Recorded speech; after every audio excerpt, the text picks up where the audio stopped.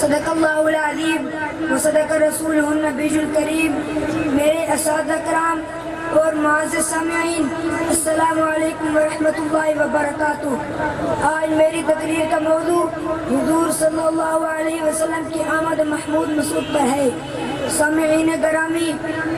تاریخ اوراق پڑھتی ہے اور دیکھیے کہ حضور صلی اللہ علیہ وسلم کے آنے سے پہلے قبل کیا تھا، ظلم تھا، کفر و شرک کا راج تھا، ہر طرف ویرانی ویرانی تھی، حکومت شیطانی تھی، معمولی باتوں پر کاٹ مرنا عام تھا، بچیوں کو زندہ درگور کر دیا زیادہ معشوق تھا، عورت انسانیت تباہی بربادی کے آخری دہانے پر پہنچ چکی تھی، عورت انسانیت تباہی بربادی کے آخری دہانے پر پہنچ چکی تھی۔ دفعتاً چمستانے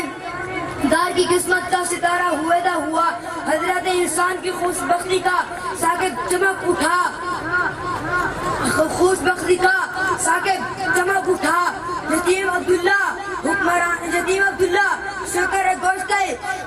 حکمران ارب و عجم، شہنشاہ کونین، بروز پیر، بار ربیع الاول سن عام الفیل کو 571 عیسوی کو عالم خود سے عالم امکان میں بے بسر کو بسر کرنے کے لیے، بے نظر کو با نظر کرنے کے لیے،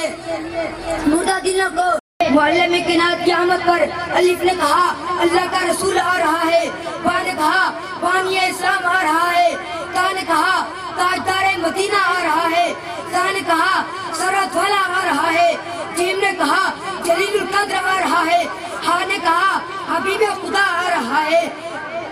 خا نے کہا خاتم النبیین آ رہا ہے، دال نے کہا دو جہاں کا ولی آ رہا ہے۔